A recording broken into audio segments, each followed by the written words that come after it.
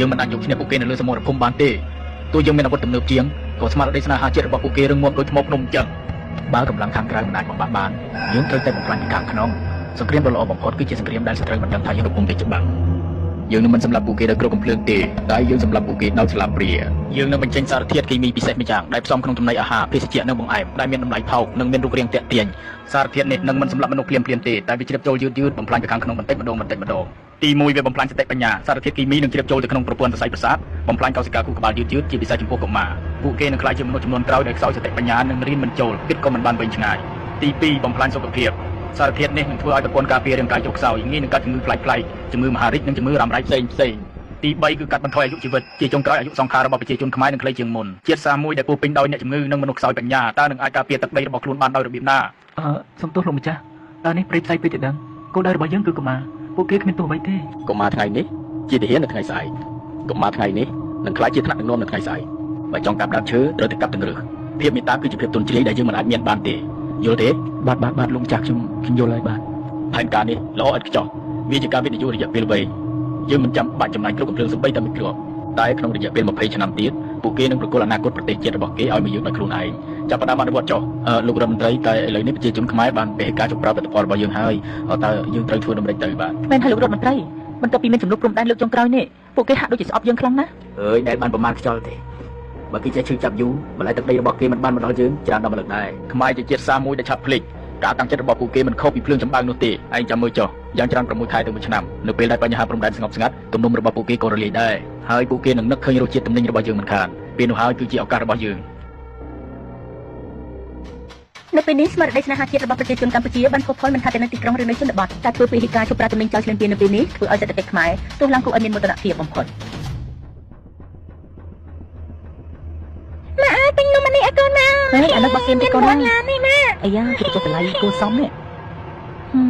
បងតក្រផងបងមើលបន្លែស្រស់សិនអីអានឹងយកមកពីសៀមបងបន្លែបោះសៀមស្រស់ដល់ហើយនេះអញស្លឹងមើលអីគេហ្នឹងអើយគ្នារករបស់សៀមដូចឃើញមានអញ្ចឹងអូនអើយរបស់សៀមស្អែកនាំចូលមកឲ្យអូនបងឲ្យបានថៃចូលស្តុកនៅបងមានអូនមានទៅមកពីម្សិលមិញនឹងអញអូនអូយមានបញ្ចុះតម្លៃពិសេសហើយមានរង្វាន់ទៀតណាអូនសូមអបអរលោកឧត្តមសេនីយ៍ពេលនេះនាងខ្ញុំទទួលដំណឹងថាប្រជាជនខ្មែរកំពុងតែបាក់ទឹកបាក់ដីមកប្រាប់ផលិតផលយើងវិញហើយចាការព្យាករណ៍របស់លោកឧត្តមសេនីយ៍ពិតជាមិនខុសមែនលោកឧត្តមសេនីយ៍បាននិយាយថា6ខែទៅ1ឆ្នាំឥឡូវមិនទាន់ដល់ផងគ្រាន់តែបញ្ហាព្រំដែនស្ងប់តែបន្តិចសោះពួកគេក៏ត្រឡប់មកវិញនេះគឺជាដំណឹងដែលគួរឲ្យរីករាយណាស់ចាំមើលតែ20ឆ្នាំទៀត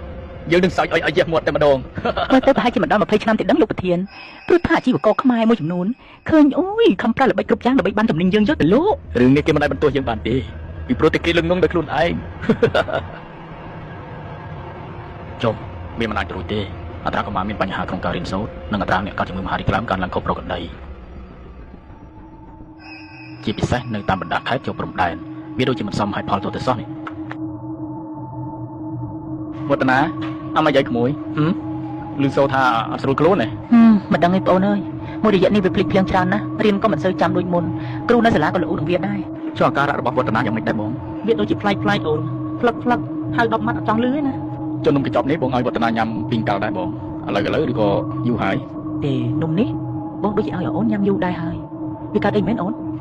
ខ្ញុំគិតថាលោកគ្រូពេទ្យវិចិត្រគ្រូទិនអាស្រន់ស្លាវពេករឿងក្មួយលោកគ្រូឈឺជួនកាលវាគ្រាន់តែជាជំងឺកាត់ឡើងទៅតាមរដូវកាលតែប៉ុណ្ណោះខ្ញុំនៅតែជឿជាក់ថាបញ្ហាខុសប្រក្រតីខាងលើនេះគឺបណ្ដាលមកពីចំណីអាហារដែលយើងនាំចូលមកនឹងឯងរឿងនេះមិនមែនជារឿងតូចតាចទេលោកវិចិត្រជួនកាលវាអាចធ្វើឲ្យប៉ះពាល់ទំនាក់ទំនងការទូតជាថ្មីក៏ថាបានដែរណាខ្ញុំដឹងលោកប្រធានក៏ប៉ុន្តែនេះគឺជាអាយុជីវិតរបស់ប្រជាជននិងជាអនាគតរបស់កូនចៅយើងចំនួនក្រោយលោកប្រធានឥឡូវចេះលោកទៅរកផតតាំងឲ្យបានសិនមកណាទៅរកផតតាំងឲ្យបានសិនមកហើយចាំមកជួបខ្ញុំ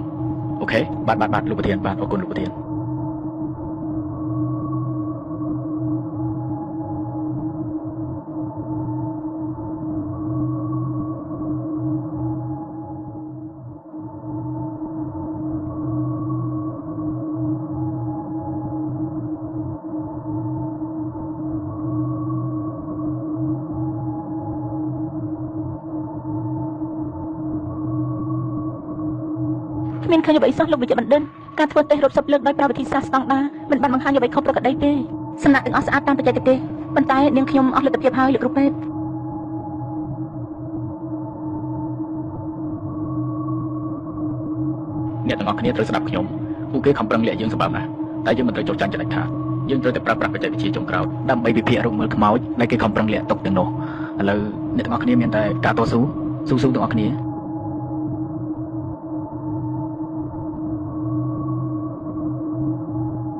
អ្នកទាំងអស់គ្នានេះហើយគឺជាអាវុធជីវសាស្ត្រដែលកំពុងតែសង្ងំលាក់ខ្លួនបំផ្លាញអាយុជីវិតរបស់ប្រជាជនយើងណា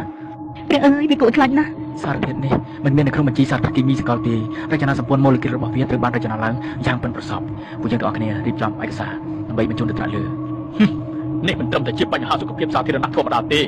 នេះគឺជាការប្រកាសសង្គ្រាមដោយគ្មានផ្សែងត្រឹមត្រូវណាស់លោកប្រធានយើងមិនអាចបណ្តែតបណ្ដោយបានជាដាច់ខាតលោកគ្រូពេទ្យជាវិចិត្រសូមលោកធ្វើសន្និសីទកសែតមួយជាបន្ទាន់បាទលោកប្រធានបាទអរគុណលោកប្រធានបងប្អូនខ្មែរជាទីគោរពសត្រូវមិនដែលឈប់ចង់បានទឹកដីយើងទេ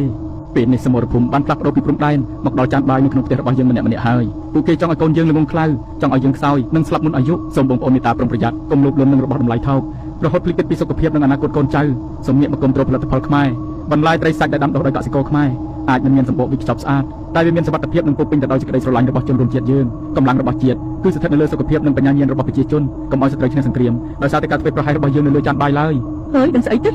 ផ្សាយខ្ញុំញ៉ាំអាហារថៃមួយជីវិតឯងឃើញមានកាត់អីផងអើយនេះឯងទោះតែឃើញក្តាមឈូបានស្រក់ទឹកភ្នែកអ្នកអើយខ្ញុំទៅផ្សារទិញបានអីវ៉ាន់ថៃច្រើនណាស់ថ្ងៃនេះអូគេចូលស្តុកថ្មីឯនេះ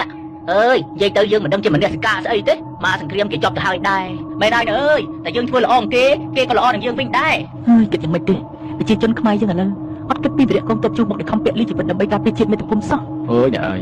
ចឹងបានគេថាទីឌីលយើងវាមិនខុសមែនណាអ្នកយើងនេះវាដូចភ្លើងចម្បាំងមែនហ្នឹងឆ្ងាញ់ណាស់របស់គេអើយថ្ងៃនេះដាច់មកអត់មានមកគ្រាប់សោះព្រោះតែម្នាក់គុំត្រូវតែរបស់ចៅមកអ្នកអើយទៅវិញទៅណារោងចក្រយើងបាត់ហើយមែនហើយតោះទៅវិញទៅទោះបីជាយើងនៅក៏រោងចក្រយើងមិនបានបើកវិញដែរ The number of infected people has increased significantly. ទិន្នន័យនៅឡើងខ្ពស់ដល់ដែរគិតយ៉ាងណាទេ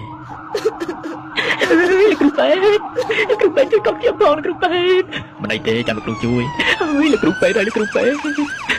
ខ្ញុំប្រចាំលបងឯងមករយៈសិនសង្ឃឹមតែខ្ញុំមានលុយយកម្លោះវិញណាលបងព្រោះតែអាហាររបស់ចៅ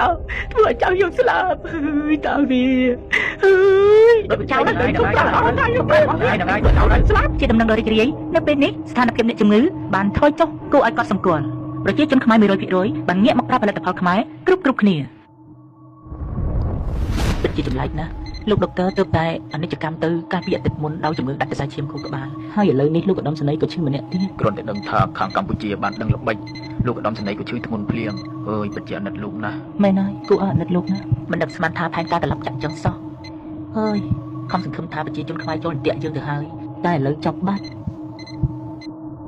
ការឈឺចាប់បានបង្រៀនយើងការវិនិច្ឆ័យបានដាស់យើងការភ្លេចភ្លាំងមួយគ្រាបានបដូរមកវិញនឹងការឈឺចាប់មួយចំនួនសត្រូវអាចបំផ្លាញសុខភាពយើងបានមួយចំនួនតែពួកគេមិនអាចបំផ្លាញស្មារតីយើងជារៀងរហូតបានទេយើងធ្លាប់ភ្លេចម្ដងរួចមកហើយតែលើកនេះយើងនឹងចងចាំមេរៀនដែលស្រោចដោយឈាមនិងទឹកភ្នែកទុកក្នុងខួរក្បាលរបស់យើងបដិញ្ញាថានឹងមិនឲ្យប្រវត្តិសាស្ត្រដ៏ឈឺចាប់នេះកើតមានឡើងជាលើកទី2ជាដាច់ខាតនៅលើដីសវណ្ណភូមិនេះចៅដឹងទេត្រីនេះមកពីកសិដ្ឋានរបស់ពូសុកនៅឯភូមិយើងហើយបន្លែនេះមកពីសួនរបស់មីងធីតា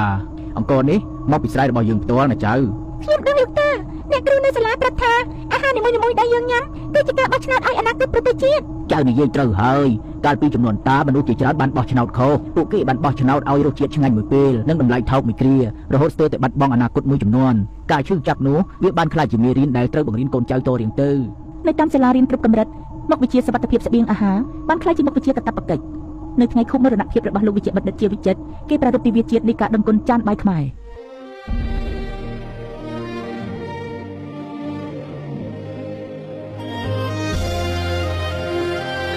រឿងរ៉ាវនៃសង្គ្រាមត្រជាក់លើចានបាយមិនមែនគ្រាន់តែជាប្រវត្តិសាស្ត្រនៅក្នុងសៀវភៅទេតែវាបានក្លាយជាផ្នែកមួយនៃឈាមជ័ររបស់ខ្មែរចំនួនថ្មីពួកគេយល់យ៉ាងច្បាស់ថាការការពារព្រំដែនពិតប្រាកដគឺចាប់ផ្ដើមពីចានបាយនៅក្នុងផ្ទះរបស់ពួកគេម្នាក់ៗกับថ្មចំណាំកូនខ្មែរត្រូវចាំឈប់គុំត្រចោរាប់រយឆ្នាំហើយគេមិនថយក្រោយលើកទ័ពចូលមកឲ្យយើងតិចទីវីរៈជនពលីប្រទេសជាតិវឹកវរនេះដែលកុហកគេថាយើងនេះទេអ្នកធ្វើព្រៀងកោសំដែងគូលអបសពផ្សាយបន្តឲ្យគេអាណិតតែបនមិនជួយដូចឲ្យសំពុតបំហាញការពិត